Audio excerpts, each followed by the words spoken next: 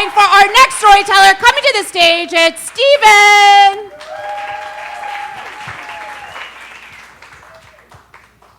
Thank you. The year was 1983, and I was in first grade. Don't do the math, I look amazing.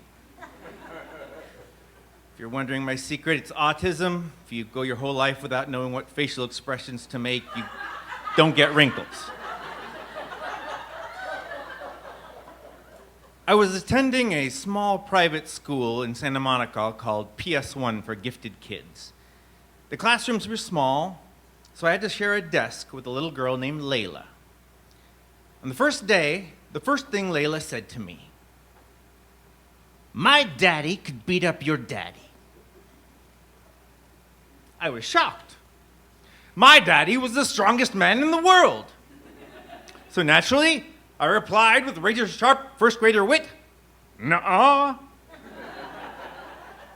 So she doubled down. "My daddy could knock out your daddy with a single punch." So I had to up my game, and I said, "Well, your daddy won't be able to find my daddy. He'll be blind because my daddy will scoop his eyeballs out." Now let me explain. My father was an ophthalmologist. So I thought this was well within his fighting skill set, logically. Anyway, it got so bad they eventually had to separate us and put us at different desks across the room for the rest of the year. So we would just glare at each other, just playing out this epic daddy battle in our minds. But at recess, the fight continued. And in fact, we both gained followers. We had flocks after us, supporting each other's daddies. Well, who had the Uber daddy? And at no time did it get more intense than the carpool pickup line, because there was always a chance that both of our daddies might show up at the same time to pick us up, and then the fight would happen.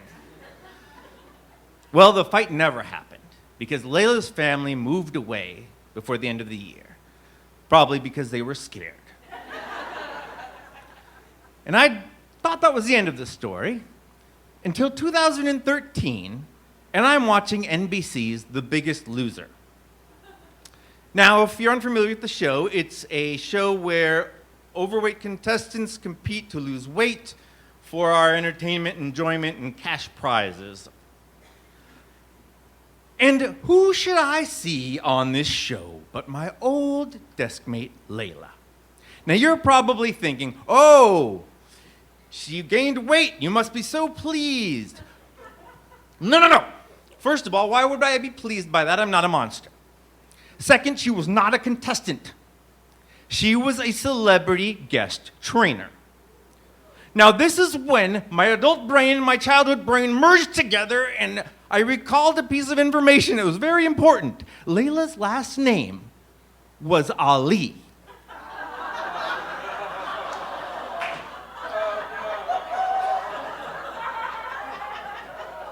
My childhood nemesis had grown up to be female heavyweight boxing champion Layla Ali, which means for most of 1983, I had been trying to get my father, a sweet 5'4" Jewish ophthalmologist, into a bare-knuckle brawl with Muhammad Ali, arguably the greatest heavyweight fighter of all time.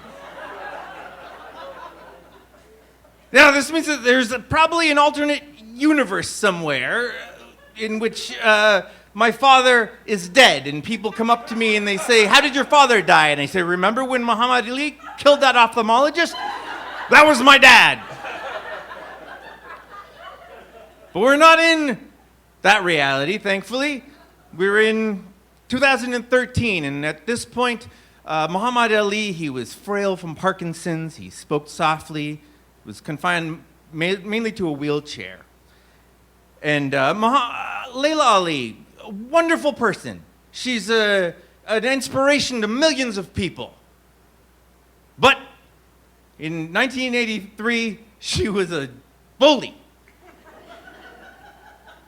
And you know what? I would have been too. I get it. Had my father been Superman.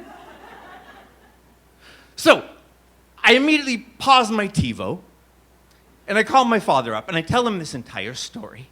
How his son had almost gotten him murdered in the most spectacular of ways.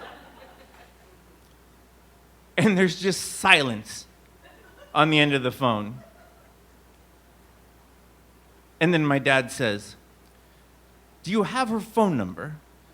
I think I could take him now."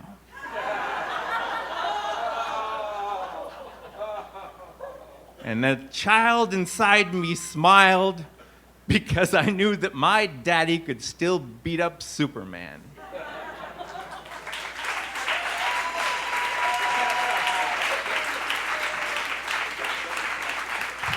Please keep it going for Steven.